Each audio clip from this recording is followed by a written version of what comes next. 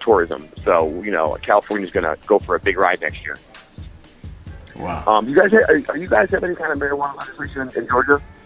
I think we do have some, but I don't know if it's as lenient as yours. I know we have some kind of medical thing that actually has. I don't know if it did pass or not. Anybody in the chat room know that for sure? The smokers in the room. We got It's definitely not as lenient as ours. Because we're the most lenient non-recreational state in the country. Right. Our laws are super lax here. Right. No, I think I said that backwards. I meant to say we don't have any lenient laws here. We probably got very strict. I figure most southern states don't. You know, all the southern states kind of, they're the ones that are holding off on it. The Georgias, the Floridas, the Mississippis, and Alabamas. Those are the guys that are just saying no still. Yeah, pretty much. I mean, especially the South. What are we, the Bible Belt states? You know what I mean? Yep. Yeah, I mean, you guys still have dry counties down there. Exactly. Still dry counties down there. Exactly. So, my partner, G, a.k.a. Real People Music, just said it's available for cancer patients and glaucoma. Oh, I mean, look, man, that's definitely a start. That's how it started in California 20 years ago. It takes time to change people's minds. I personally don't believe this. I personally don't even drink anymore. If I do, I might have a beer a month. You know what I mean? I'm just not a drinker as opposed to now I'm a smoker. So I just like the way, I'm a lot more mellow. And maybe because I'm older now, I just don't want to drink and drink all that sugar and get myself going and excited and whatever. I just want to sit down, smoke a joint, and relax. And I think that a lot of society's going that way. Society's like, overly, hyper right now. And, I think that, introducing marijuana into the mainstream is going to alleviate a lot of, a lot of issues over time. I know that they said that every state that has a marijuana reform law, which means they allow some form of marijuana on a level other than just cancer patients, has seen a dip in opioid abuse. And that's a pretty big thing coming from a guy coming from Florida where opioids just destroyed Florida.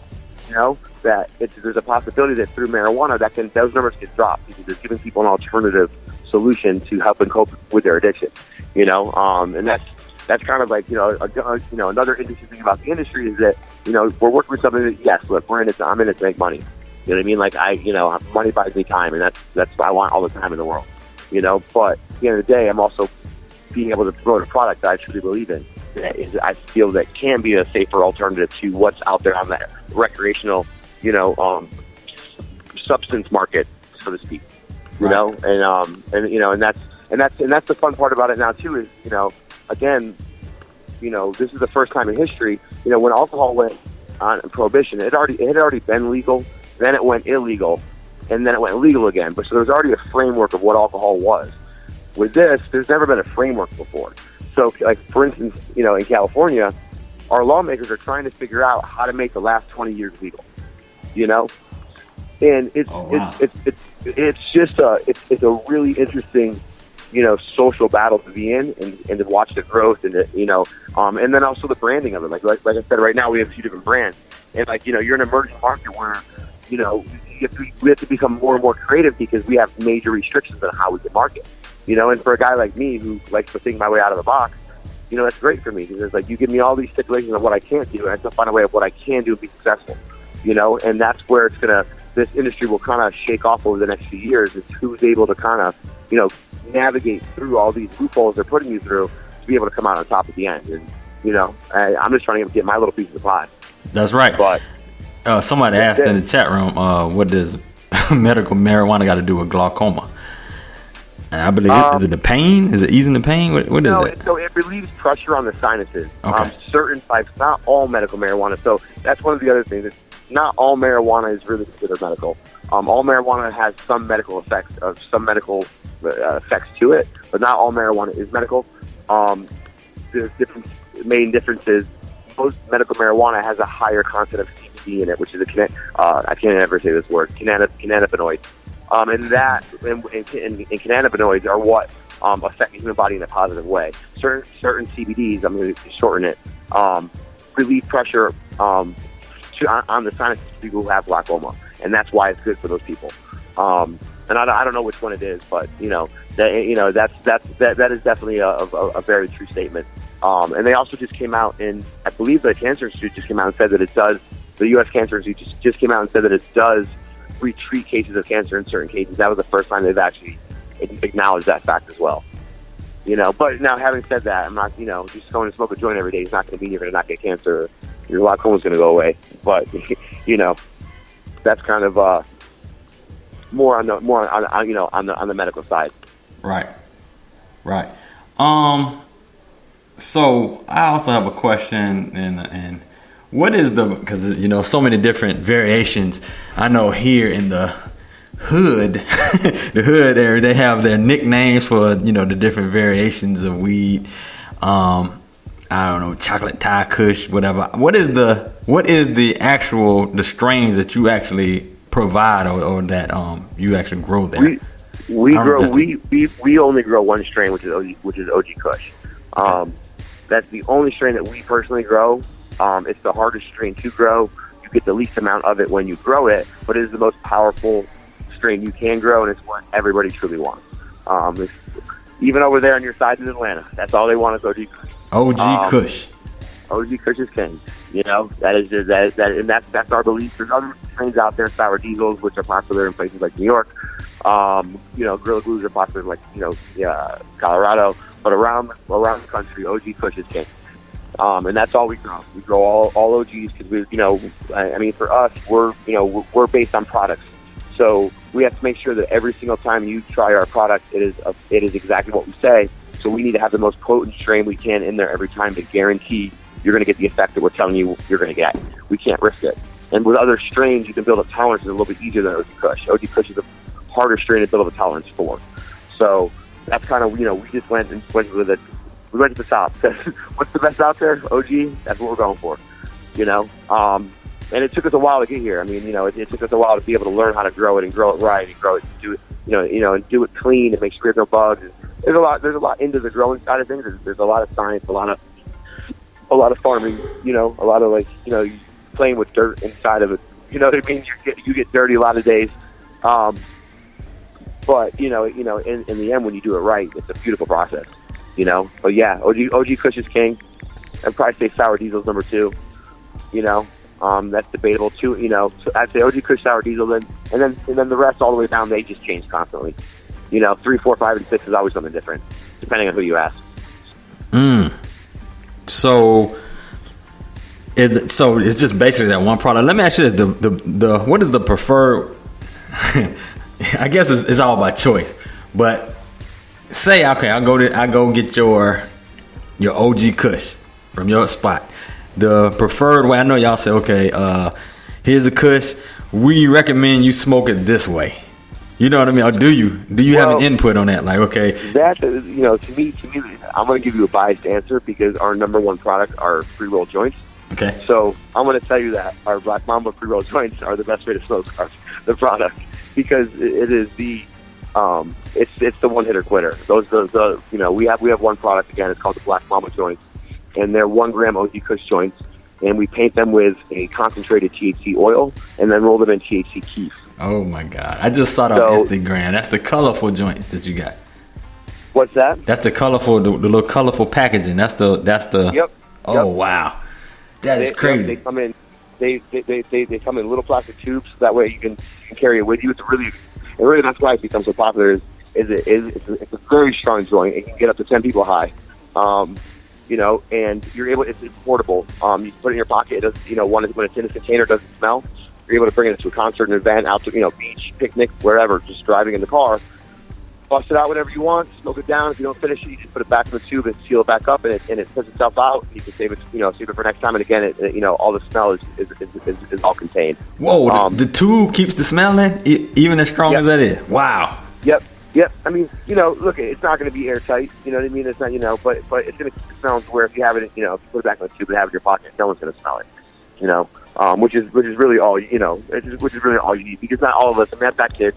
There's times where I want to, I smoke and then go hang out with my kids. I don't want to smell like weed around them. So for me, it's easy. I don't have to put a joint out or have a bag of weed on me. I personally think that the whole industry is going to switch from the current state, which is right now, weed is still a drug because it's bought in a bag.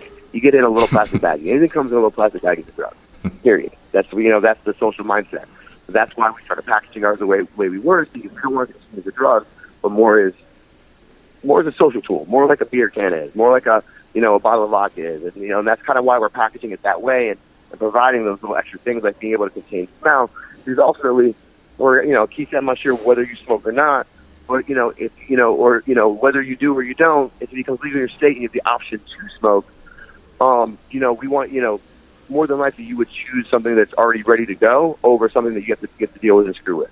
Because like for me, like I can't roll a joint. Actually, I own a joint company and don't know how to roll a joint. So for me, it's a necessity because I don't know how to roll my own joint. So if you give me a bag of weed and a pack of rolling papers, I'm going to sit there and look at you like an idiot. So for a guy like me, it makes it much easier, and I'm an on-the-go guy. We market all of our stuff to people that are, more social events. You're going to the beach, a picnic, a concert, whatever it is, and a parade. And that's kind of how we market most of our products. But and that's probably the number one way people smoke it. The other number one way people smoke it would probably be in a blunt, right. Which is same thing as a joint, but it's cigar paper instead of a joint. Instead of a joint paper. It's probably the number two way people smoke our products. We don't sell blunts because we're not allowed to sell tobacco, so we don't personally sell blunts, but we know that our product is used for that a lot. Right. and it's funny because you go to the convenience store and they have all the different blunt papers now. You had the blunts, which made it hard because you had to split it and empty it out and then do the rolling. But now they have the actual blunt papers that you can actually buy with the different flavors and all that type of stuff. Yep. Grape flavored or cognac blunt papers and all that type of stuff. Not that I know anything about it. I'm pleading the fifth here because I'm in Georgia. I ain't in California. I saw you on TV. Exactly. So I've heard. The other thing is, look, I'm laughing. Somebody said you own a weed company, can't roll a joint. Damn, you rich. That's funny. Hey. Well, that's why I started a joint company, because I needed somebody to roll my joint for me. So I just started a joint company. It was very simple in my mind. Exactly. And also, somebody just saw one of your 305 brethren passed away today. Somebody just mentioned in the chat. So RIP to Fresh Kid Ice of the 2 Live. Oh, yeah, I heard about that, actually. He passed away today. RIP, yeah, I heard about that. Yeah, man. Did you meet Luke or anybody in the 2 Live crew while being in Miami? I'm just curious. No, I mean, I used to do events, and one of my partners does events with Luke, so I've met Luke a couple times. But just just hanging out at a club one night. But I never met the other guys. But I know their producers inside or something, correct? Mm-hmm. Yeah, I heard that. One of the founding members inside 2 Live crew. Yeah, I did hear that, man. He was a founding member and a rapper. He was the Asian guy. Yep. The Asian guy, yeah. Yep. Fresh yeah, man. Growing up in Miami, man, 2 Live crew were gods. That was our shit back in the day. Yeah, man. I know, right? That was it. They used to check our tape decks at school to see if we had 2 Live crew in our tape deck. They checked it. Are you serious? Yep. 2 Live crew and 2 Live crew and NWA. If you had either one of those in your tape deck in our school, you get detention. Did you go to Catholic school? Yeah. Crazy. You see people get wild. I listen to that music, they get wild in school. So they banned it all. That is hilarious. That is straight crazy there, man. I mean, so what do you think as far as the future laws and legislation? Like, do you think that this country at some point is just going to just legalize everything countrywide, state by state, until this is just fully legal, like alcohol, or is it going to take a while to you? It's going to take a while because our country's got bigger problems to worry about right now. So, I believe that what I actually saw a news report the other night, and they were asking one of the right wing Republicans what their thoughts were on the marijuana industry, and he said what I believe that they were going to do, and he said we're just going to let them do it.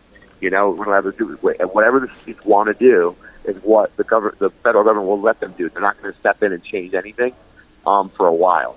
So really, it's going to go state by state by state, I believe, until we reach a tipping point where the states that have it are seeing the benefits so much, the other states are going to have to follow suit. But I mean, I don't see it being a nationwide thing for the next 10 years.